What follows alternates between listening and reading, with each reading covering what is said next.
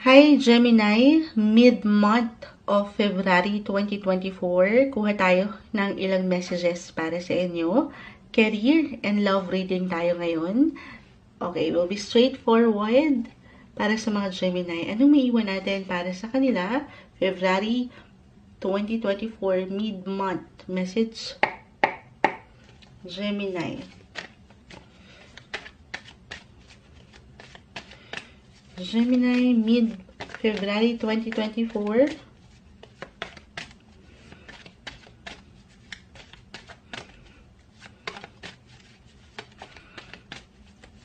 Okay.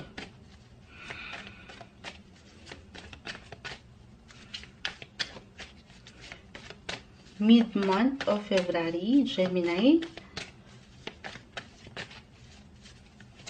Okay. Ayan, tumatalon pa.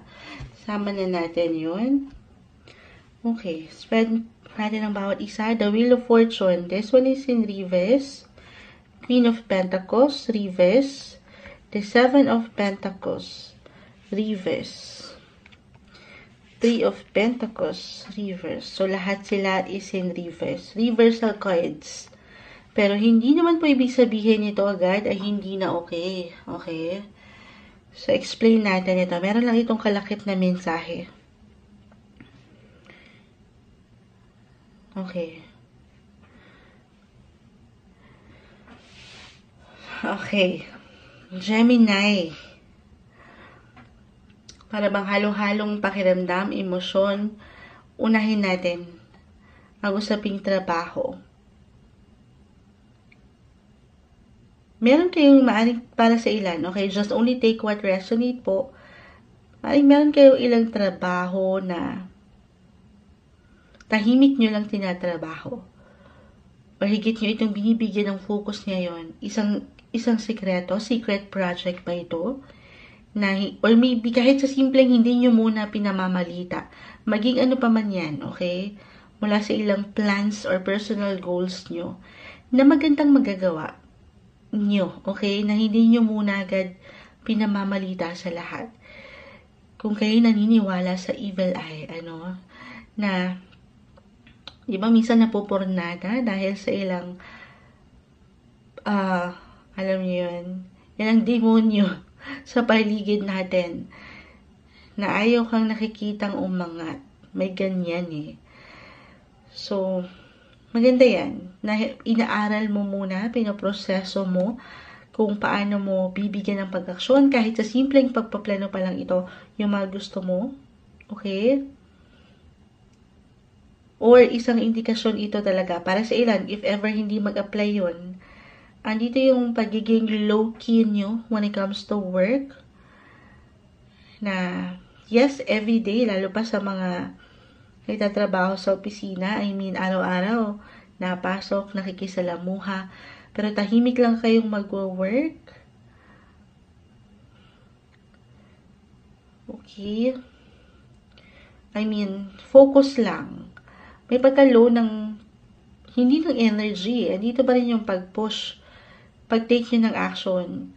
But at the same time, minsan, parang naguguluminahan kayo. Sabi ko nga, may pagka-mekos-mekos yung pakiramdam na ang ilan marahil ay napagtatanong, andito ba ako? Andito ba ako sa tamang posisyon or sitwasyon?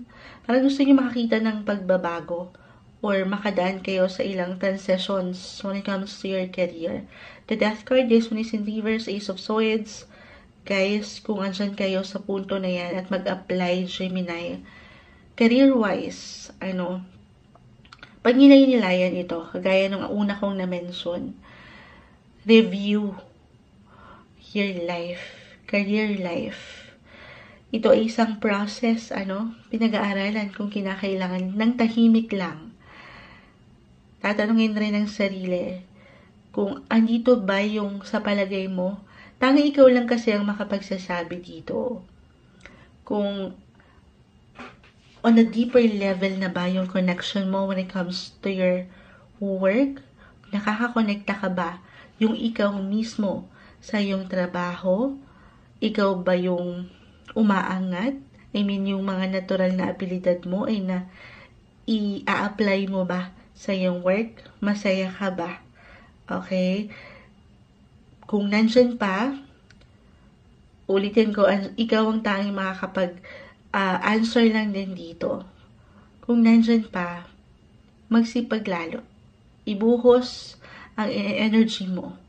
Yan po hindi nababaliwala.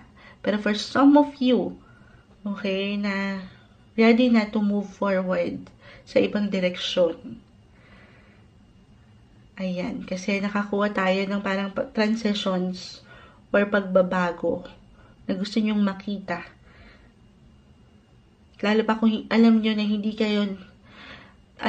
kayo nasusurround ng positivity or nung ilang supportive people sa inyong work. Then maybe it's time to take action for a different direction or possession. Hindi kailangan laliman ang bawat na mention ni Moonchild. Pero sabi ko nga, on a soul level, andito ba yung puso nyo? Or andito ba yung inyong kapasidad pa? Tatanungin ang sarili. Pero hindi kailangan madaliin yung bawat pagdesisyon. Kahit ngayong mid-month of February, pag-aaralan. Yes, pinag-aaralan natin yan. Hindi puro puso lang. Paangatin mo syempre pa yung pagiging praktikal dahil sa realidad, lalo pa kung meron na kayong ilang obligations, responsibility, or kung kayo yung mga providers, hindi yan madali. So, wag biglain.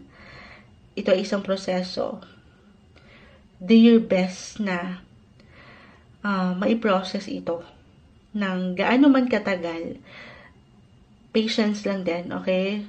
Patience dito sa bawat process na pwede mong pagdaanan. On the positive side, on a brighter note, ayan. Sabi ko nga, kung andito pa ang puso nyo, walang imposible po. Ayan, unti-unting umiikot na ang ruleta ng buhay. The wheel of the year.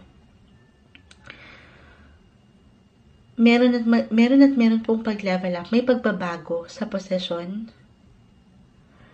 I mean, yes, maaring merong magtapos.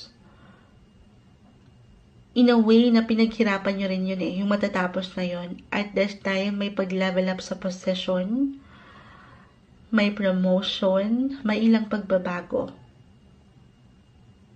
Lalo pa kung alam nyo naman, okay, na nagtiis na kayo at one point, nanlaban na kayo, nag-iwan na kayo ng extra effort sa inyong trabaho. And this time, ito na. Okay, malapit na kayo doon. Kahit pa sa mga pakiramdam nyo ay parang wala. Okay? This time, papaangatin nyo po yung inyong mga long-term plans. Yung alam nyo, mas may forever. Kumbaga, sustainable. Or alam nyo para sa inyo talaga in the long run. At ulitin ko, tanging kayo higit na makapag-decide sa part na ito. Okay, yung pinaka-umaangat dito, medyo, yes, may ilang transitions, transformations, may pagbabago when it comes to career. Okay? At patungo na kayo doon sa posisyon na talagang para sa inyo. Kumbaga, dito yung purpose. But you have to examine lang din yourself. First, tatanungin mo kung dito ba talaga. Kasi baka kakahintayin nyo, guys, sa realidad po, kahit pare-pareho kayo ng sign, napakalawak ng astrolohiya, napakalawak rin ng maaaring makapakinig nito. Kung wala kayo dito sa posisyon, you have to ask yourself rin, kung andito ba talaga kayo, kung andito ba yung growth, ayan, kung meron bang nangyayari. Kasi parang nagpagtatanong ang ilan, or may ilang ideya, kahit sa simpleng ideya. Ayan. Examine. Pag-aaralan. Review. Reassess your situation. Pero ayan nga. Paano ba natin maano yun, Moonchild? May ilang changes, yes, patungo doon sa tamang direksyon. But you have to take action. And willing, something will end to make room for something new. Dalawa lang yun eh. Meron kayong matatapos na proyekto or something, possession, may pag-level up. Or meron na kayong tatapusin. Okay, when it comes to your work, career-wise. So, pangatin lang yung katotohanan sa'yo. Kung andito ba talaga or wala na. Ikaw lang ang higit na makapagsasabi. Okay? So, dito tayo when it comes to love. Kung aking i-relate yan, in a relationship, couples, hindi kailangan laliman yung na-mention ko na change of direction. Pero, maaaring pinapaalalahanan lang kayo ng barahan, Gemini, to try something new, something different naman, explore new things sa relationship, lalo pa doon sa mga medyo matagal na rin at umangat na ng higat yung comfort sa isa't isa, diba? May pagkakataon na lalo pa kung paulit-ulit na lang din yung nangyayari. Hindi sa nagkakasawaan, pero maybe isang indikasyon nito, why not? Try something new para mas ma-explore nyo pa yung isa't isa. Ano daw yun, Moonchild? Kung paano nyo pagdating sa inyong mga hilig, kahit sa mga simpleng hilig lang ito, try something different. Okay? Okay, first singles, kung hindi kayo magiging hesitant, kasi nga may parang pagka-low-key lang din dito eh. Gusto nyo something private. Hindi kayo masyadong magiging bukas sa ilang. The Three of Pentacles, Seven of Pentacles, both are in reverse. Parang kino-close nyo na yung inyong mga isipan at yung pinto ng inyong puso.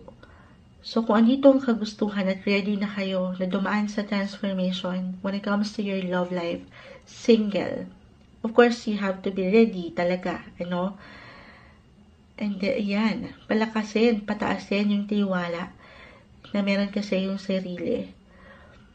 Kung sino ka, yung saan natural ka. Kung napansin nyo, yung na-message ko kanina, na kung saan ka nagiging masaya, papangatin mo yun sa iyong aura. Yung natural mong ikaw. At hindi posible na merong someone na ma-attract dyan nang walang pag-iimbot. Pag-iimbot or anything na nagiging hesitant ka sa sarili mo. Ipaangatin mo yung iyong aura. Physically, mentally, emotionally, lalo pa kung paano ka makipag-communicate, makipag-socialize, magiging bukas. Para sa ilan lang po yan na ready na right now. Okay? Kasi minsan din, kahit gaano ka ready, or feeling mo handang-handa ka na to meet itong si the one. May mga bagay na hindi natin talaga maintindihan agad-agad. Meron at merong dahilan.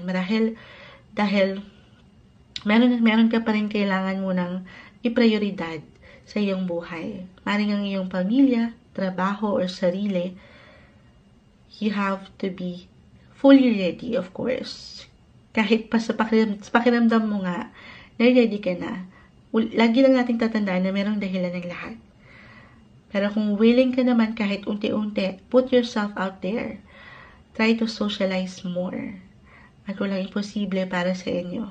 Ngayong mid-month of February 2024, Gemini.